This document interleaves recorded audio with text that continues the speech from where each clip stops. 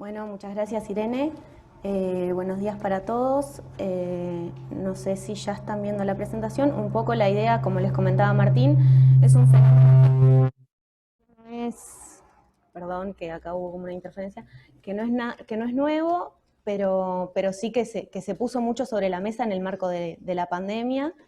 Y bueno, nosotros lo estamos estudiando, también como les comentaba Martín, y un poco ahora la idea es comentarles en la teoría los principales conceptos que engloba el fenómeno del teletrabajo y después los datos que tenemos por ahora. Vamos a la siguiente placa entonces, a la principal. Claro, yo no. Bien, el teletrabajo, la definición, esta es la definición como más, que tiene más consenso. En lo que sí estamos de acuerdo es que el teletrabajo es una modalidad de trabajo, por lo que requiere de una relación, eh, de, de, de, un, de, un, de una forma de trabajo, y es una actividad profesional remunerada como el trabajo en sí, que utiliza para esto los medios de la tecnología y comunicación, y que tiene la particularidad de la descentralización del lugar físico de trabajo. Pasamos a la siguiente placa. Como comentaba Martín, no hay una única manera de teletrabajar, acá engloba 3 variantes, lo que es el teletrabajo autónomo, el teletrabajo suplementario y el teletrabajo móvil. El teletrabajo autónomo y móvil se diferencian porque en el teletrabajo móvil hay una relación de dependencia, de una vinculación con una organización, y el teletrabajo autónomo es un profesional independiente. El suplementario es de trabajador independiente, pero que intercala la modalidad física, presencial, digamos, con el teletrabajo. Es decir que, bueno, hay 3 variables que definen estas variantes del teletrabajo: el tipo de conexión, si es siempre remoto o no; el lugar donde se desempeña también, si es siempre remoto o no; y la vinculación que hay contractual o si es una relación de dependencia.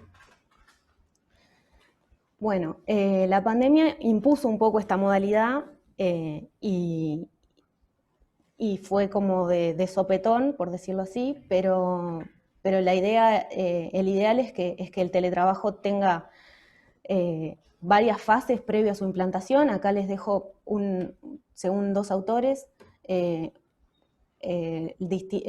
un plan como para su implantación, que tiene 5 fases previas: estudio de viabilidad, desarrollo de nuevos criterios y procedimientos de trabajo, condiciones, características, lugar donde se va a desarrollar, reclutamiento de teletrabajadores, puesta en marcha y evaluación de un plan piloto, y recién luego implementar el plan de teletrabajo en sí.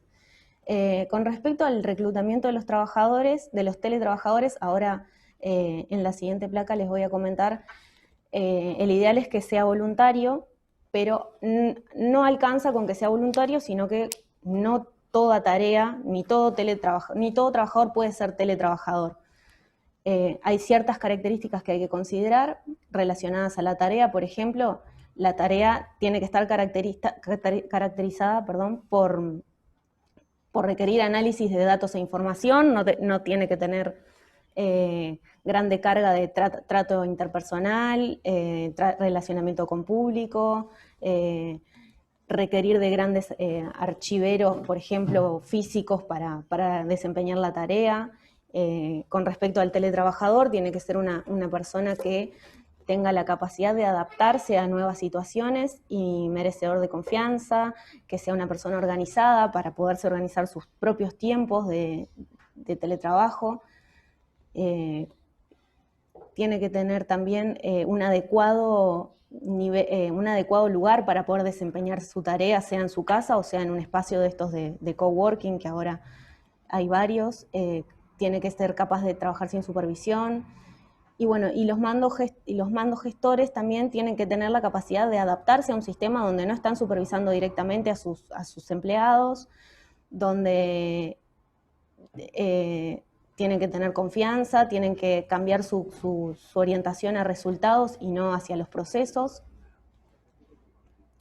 Y bueno, ahora vamos a ver un poco el tema de las ventajas y las desventajas que tiene en la teoría a priori el teletrabajo, tanto para la empresa como para el teletrabajador.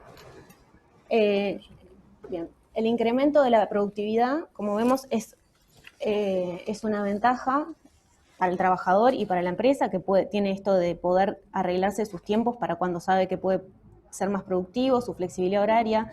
El tema de la accesibilidad, que el teletrabajo puede permitir la inclusión de algunos colectivos que hoy en día, previo al teletrabajo, no podían acceder a determinados puestos de trabajo, ya sea porque viven lejos o porque tienen cierta discapacidad, o porque son personas que decidieron quedarse en su casa por cuidar a sus niños. Con el tema de cuidados hay que tener un poco de cuidado, justamente, porque si bien es una potencial oportunidad, también se puede dar que aún teletrabajando sigan recayendo las tareas de cuidado sobre las mujeres. Y bueno, acá es que tenemos que poner un poco el ojo desde el punto de vista nuestro. Mayor facilidad para contratar personal calificado independientemente de su residencia es una ventaja para la empresa, pero que, como les decía, está relacionado con este tema de la accesibilidad. Reducción de costos y tiempos para desplazarse del trabajador. Para la empresa, la disminución del ausentismo por enfermedades poco importantes, que bueno, esto yo les comento, o sea, no sería en realidad por enfermedad. Yo me lo imagino como si estoy a punto de resfriarme y hace mucho frío, capaz que si tengo la posibilidad de teletrabajar, es una solución para no faltar a la empresa y por cumplir. Y bueno, ahora vamos a ver un poco las desventajas. Acá está pérdida de integración con la empresa para el trabajador y peligro de aislamiento. Un poco lo de que si yo no voy a trabajar, pierdo el contacto con mis compañeros y un poco el lugar que tenía en la empresa. Acá también se debilita un poco tal vez la relación sindical que puedan tener las personas, dificultad de encontrar apoyo laboral, esto de la inmediatez, de que no tengo a mis compañeros al lado y si tengo un problema, capaz que no lo puedo solucionar enseguida. La sobreexplotación y pérdida de privacidad que se autoexige el trabajador, dificultad para separar el trabajo de la familia. Acá vemos cómo lo que es una potencial ventaja también es una potencial desventaja, porque en la teoría decimos sí, qué bueno, vamos a estar en casa y vamos a poder estar más rato con la familia, pero también se te dificulta para separar, puede ser una ventaja o una desventaja, puede ser un problema o puede ser una solución, un mismo fenómeno. Es como que no está todavía muy claro la línea de las ventajas y las desventajas en este sentido.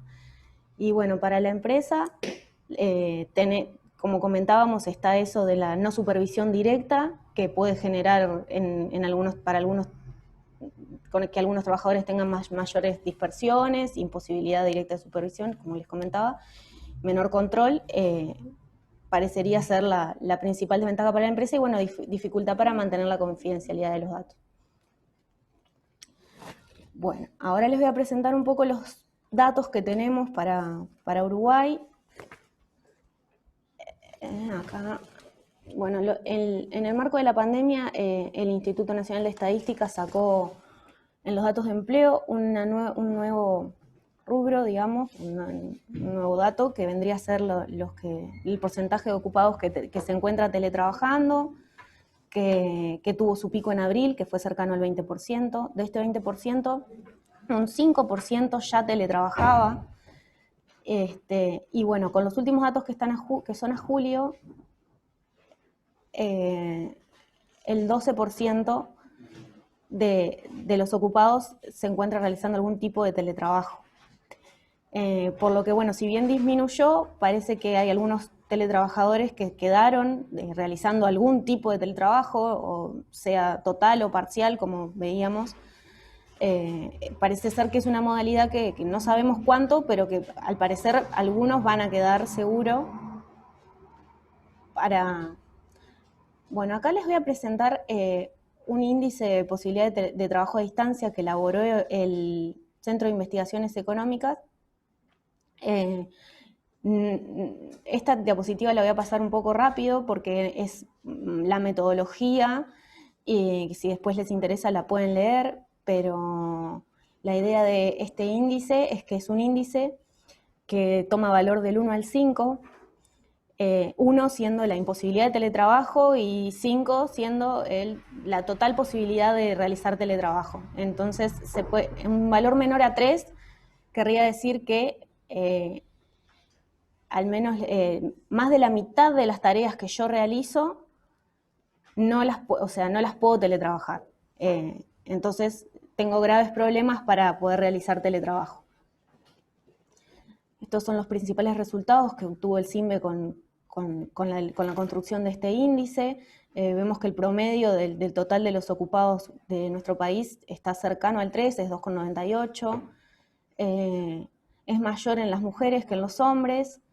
Y en lo que refiere a los quintiles de ingreso, en los primeros 4 quintiles de ingreso, más del 50% de los ocupados tiene posibilidades o imposibilidades de teletrabajo, o sea, tiene dificultades para poder teletrabajar. Y bueno, en contraste a esto, en el último quintil de ingreso, casi el 70% tiene un índice de posibilidad de teletrabajo mayor a 3, o sea que no tendría mucha dificultad para teletrabajo. Entonces, bueno, a priori esto nos indica que ante un shock de distanciamiento social, esto puede tener importantes consecuencias distributivas en sentido regresivo. Con respecto a la edad no se ven grandes diferencias que explique la edad, la posibilidad o no del teletrabajo. Bueno, este gráfico que lo hace CIMBE es para demostrar para mostrar que el índice tiene sentido. Lo que hicieron fue estudiar la relación que tiene el número de trabajadores con índice menor a 3, o sea, con dificultades serias de poder teletrabajar, con respecto a las solicitudes al seguro de desempleo de marzo.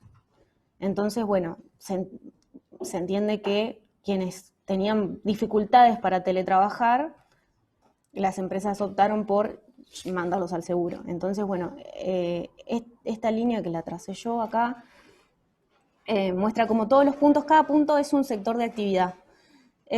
Pasan cerca, o sea que parece que están relacionados, o sea, que tiene sentido el índice. Acá los que quedan por fuera son administración pública y suministro de electricidad, gas y agua, que tiene sentido porque por más de que no puedan teletrabajar, el empleo público normalmente no va al subsidio por desempleo.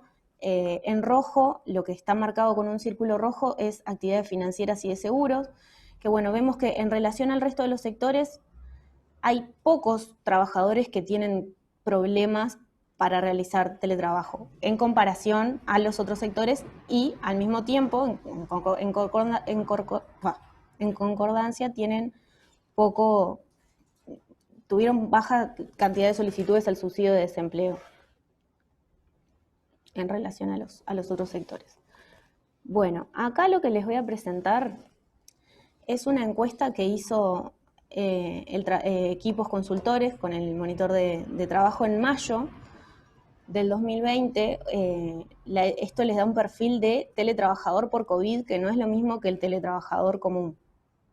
En mayo, como vimos en la gráfica de los datos del INE, los teletrabajadores eran el 17% de los ocupados. En estos cuadritos, en la primera columna, lo que se ve es el porcentaje sobre el total de ocupados y en las segundas columnas el porcentaje sobre el total de los teletrabajadores.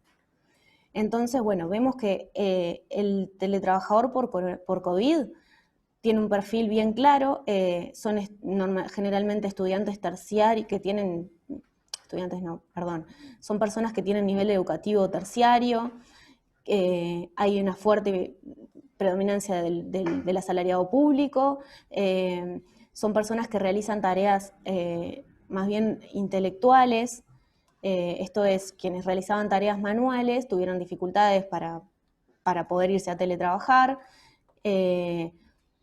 son más mujeres que hombres y trabajadores formales, básicamente, y, bueno, de grandes y medianas empresas.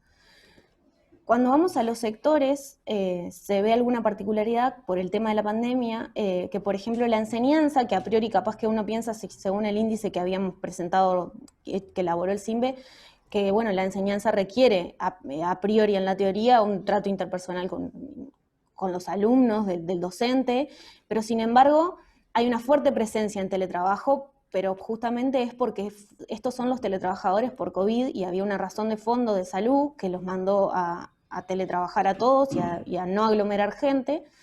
Entonces, bueno, después, actividades financieras, profesionales y científico-técnicas, vemos que si bien son el 6% de los ocupados, representaron un 15% de los teletrabajadores por COVID en mayo.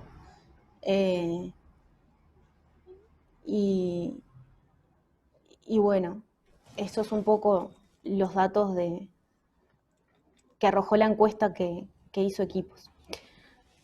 Ahora un poco, ya vimos en la teoría las ventajas y las desventajas que tiene esta modalidad de trabajo, y ahora lo que les presento es, según la encuesta que hizo Equipos, cuáles ventajas y desventajas principales encontraron estas personas que se fueron a teletrabajar por el marco de la pandemia. La principal ventaja que mencionaron el 72% de las personas que contestó esta encuesta fue evitar el desplazamiento hacia el lugar de trabajo, y como segunda, la generación de ahorros asociadas al no desplazamiento hacia el trabajo. Entonces, como que la principal ventaja que vieron estas personas fue el no desplazarse hasta el trabajo, ya sea porque ahorraban tiempo y ahorraban también dinero. Y después aparece la autonomía, pero bueno, la autonomía, si vemos a la gráfica de al lado, también aparece como una principal desventaja relacionado a la extensión desmedida de la jornada laboral, que parece ser la principal desventaja que encuentran la mayoría de los teletrabajadores por coronavirus, porque todos los primeros ítems están relacionados, no se respeta el derecho a no ser contactado fuera de horario, demandas permanentes de mi empleador o clientes, y que bueno, todo parece tener que ver con la extensión desmedida de la jornada laboral.